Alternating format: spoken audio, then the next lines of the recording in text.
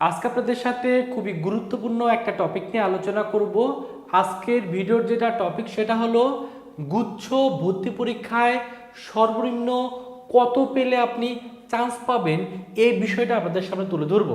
যেহেতু গুচ্ছ ভর্তি পরীক্ষা অলরেডি শেষ, সামনে কিন্তু আপনাদের ভিতর থেকে টোটাল 14,000-এর উপরে শিক্ষার্থী এই গুচ্ছভুক্ত 20টা বিশ্ববিদ্যালয়ে চান্স পাওয়ার সুযোগ পাবেন এবং গুচ্ছের এই 20টা বিশ্ববিদ্যালয় কিন্তু তুলনামূলক কম মার্কে চান্স পাওয়ার সম্ভাবনা থাকে যদি আপনি বেশ কিছু জিনিস সম্পর্কে অবগত থাকেন। তো কোন কোন বিষয়গুলো আপনার অবশ্যই খেয়াল রাখতে হবে এই ভিডিওতে আপনাদের সাথে আলোচনা করব। এই গুচ্ছে চান্স পাওয়া অনেকাংশে কয়েকটা বিষয়ের উপর নির্ভর করে। প্রথম যে বিষয়ের উপর নির্ভর করে সেটা হলো সঠিকভাবে আবেদন করা। কারণ অনেকে দেখা যায় যে কম মার্ক নিয়েও চান্স পায়, অনেকে আবার কম মার্কে চান্স পায় না। এর মেন কারণটা হলো আবেদন সঠিকভাবে না করা। আবেদন আপনাকে কিভাবে করতে হবে? আপনার যদি কম মার্ক আসে গুচ্ছ ভর্তি পরীক্ষায়, তাহলে অবশ্যই আপনাকে বেশি বেশি বিশ্ববিদ্যালয়গুলোয় আবেদন করতে হবে। অর্থাৎ একটা শিক্ষার্থী যদি অনেক ভালো মার্ক পায় তাহলে সে 4 থেকে 5টা ইউনিভার্সিটিতে আবেদন করলে চান্স পেয়ে যাবে। আর একটা শিক্ষার্থী যদি কম মার্ক পায় তাহলে তাকে অবশ্যই 6 থেকে 7টা ইউনিভার্সিটি বা 8 থেকে 9টা ইউনিভার্সিটি কিন্তু আবেদন করতে হবে।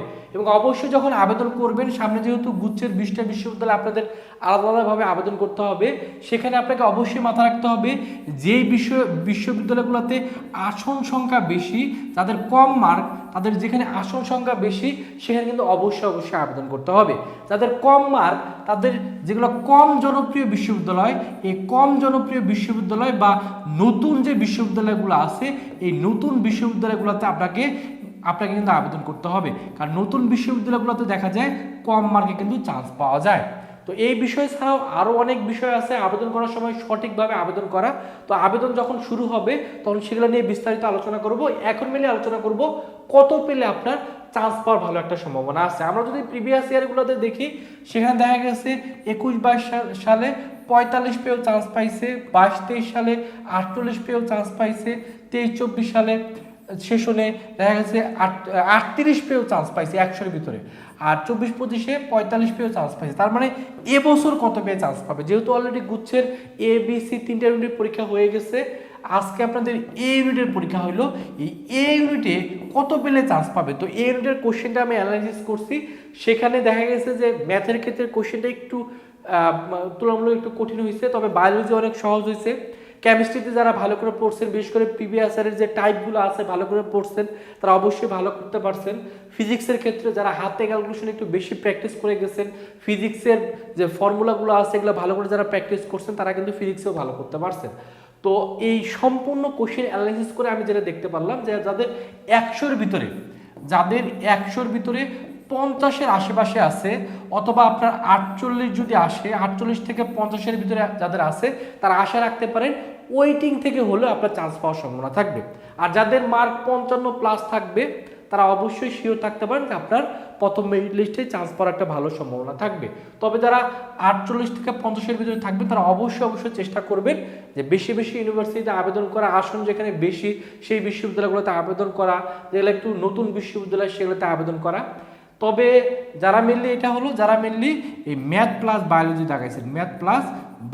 দাগাইছেন, কিন্তু যারা বাংলা দাগাইছেন অথবা ইংলিশ দাগাইছেন তাদের ক্ষেত্রে 50 থেকে 55-এর ভিতরে যাদের মার্ক থাকবে তারা আশা রাখতে পারেন তাদেরও ওই থেকে চান্স পাবেন। তবে আপনি যে 48-এর নিচে চান্স পাবেন না, ব্যাপারটা কিন্তু এরকম না। কারণ এগুলা কিন্তু সম্পূর্ণ ডিপেন্ড করে কত শিক্ষার্থী আবেদন করতেছে এইটার উপরে। তো আপনি আশা রাখতে পারেন আপনার যদি 48 বা 50-এর আশপাশে মার্ক থাকে তাহলে আপনার চান্স পাওয়ার একটা ভালো সম্ভাবনা থাকবে। তবে যাদের মার্ক দেখা গেছে 40-এরও কম তারা সেকেন্ড টাইমের প্রিপারেশন নিতে পারেন, অথবা ঢাকা সেন্ট্রাল ইউনিভার্সিটির প্রিপারেশন নিতে পারেন।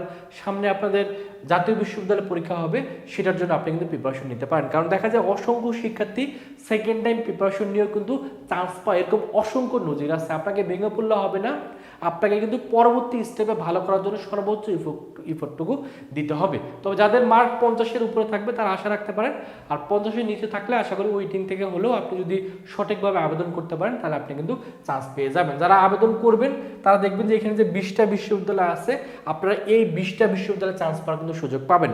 এবং এখন কিন্তু আপনাদের অবশ্যই উচিত হলো এই প্রত্যেকটা 20টা বিশ্ববিদ্যালয়ের ভিতরে কোন বিশ্ববিদ্যালয়ে কতগুলা সাবজেক্ট আছে, কি কি সাবজেক্ট আছে সেগুলো কিন্তু আপনাকে জানতে হবে। কারণ সামনে আপনাদের আবার এই 20টা বিশ্ববিদ্যালয়ে কিন্তু আবেদন করতে হবে, এবং আবেদন করার সময় সাবজেক্ট চয়েস দিতে হবে, বিশ্ববিদ্যালয় চয়েস দিতে হবে। কিন্তু আপনি যদি এই প্রত্যেকটা বিশ্ববিদ্যালয়ের সাবজেক্টগুলো সম্পর্কে না জানেন, এবং প্রত্যেকটা বিশ্ববিদ্যালয় কিন্তু আলাদা আলাদাভাবে তাদের ইউনিভার্সিটিতে ভর্তি হওয়ার জন্য শর্ত প্রকাশিত করছে, এই শর্তগুলো কিন্তু আপনাকে জানতে হবে। এবং আমি কিন্তু পরবর্তী ভিডিও থেকে চেষ্টা করব এই 20টা বিশ্ববিদ্যালয়ের রিভিউগুলো আপনাদের সামনে তুলে ধরা, যাতে এই প্রত্যেকটা বিশ্ববিদ্যালয়ে কত পেলে আপনি কোন বিশ্ববিদ্যালয়ে আবেদন করা উচিত সেটা আপনি যেমন জানতে পারবেন, এবং প্রত্যেকটা বিশ্ববিদ্যালয়ে কোন সাবজেক্টে ভর্তি হতে গেলে কত মার্ক লাগবে, কি কি শর্ত আছে, আশা করি সব কিছুই আমি নেক্সট যে ভিডিওগুলো আসবে সেই ভিডিওগুলোর মাধ্যমে আপনাদের সামনে তুলে ধরবো। এজন্য আপনারা অবশ্যই কমেন্টে জানাবেন যে কোন কোন বিশ্ববিদ্যালয়ের তথ্যগুলো আগে দিব।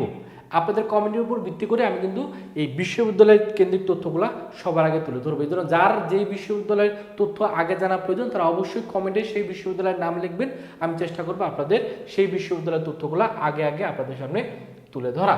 তো সামনে যেহেতু ঢাকা সেন্ট্রাল ইউনিভার্সিটির সার্কুলার আসবে, এবং ঢাকা সেন্ট্রাল ইউনিভার্সিটিও কিন্তু ঢাকার ভিতরে অবস্থিত, সো এখানেও কিন্তু আপনারা ভালো করে প্রস্তুতি নিলে চান্সটা নিশ্চিত করতে পারবেন। যাদের অল্পের জন্য গুছোতে চান্স হচ্ছে না, তারা মন খারাপ করতেছেন, তাদের অবশ্যই উচিত হলো সামনে এই গ্যাপগুলোকে ফিল আপ করে ভালো একটা প্রিপারেশন নিয়ে অন্তত ঢাকা সেন্ট্রাল ইউনিভার্সিটির চান্সটা নিশ্চিত করা। তো যারা চাচ্ছেন ঢাকা সেন্ট্রাল ইউনিভার্সিটির প্রস্তুতি আমাদের সাথে অনলাইনে নিয়ে শতভাগ প্রস্তুতি নেওয়া, তারা চাইলে আমাদের কোর্সে ভর্তি হতে পারেন। আমাদের কোর্স ফি যদিও 2000 টাকা, তবে শেষ মুহূর্তে আমরা 50% ডিসকাউন্টে মাত্র 1000 টাকায় ভর্তি নিচ্ছি। যারা সায়েন্সের শিক্ষার্থী তারা এই কোর্সে দ্রুত ভর্তি হয়ে যেতে পারেন। ভর্তি হওয়ার জন্য এই যে নাম্বারটা আছে, এই নাম্বারে বিকাশে বা নগদে 1000 টাকা পাঠিয়ে এই নাম্বারে হোয়াটসঅ্যাপে নক করবেন। নক করলে আপনাদের ঢাকা সেন্ট্রাল ইউনিভার্সিটির কোর্সে ভর্তি করে নেওয়া হবে, এবং এই কোর্সে ভর্তি হলে ন্যাশনালের ক্ষেত্রে গ্রুপ সাবজেক্টে আপনাদের প্রস্তুতি কিন্তু হয়ে যাবে। আমাদের এক্সাম ব্যাচ আছে বিজ্ঞান মানবিক বাণিজ্যের জন্য, এটা কোর্স ফি 500 টাকা।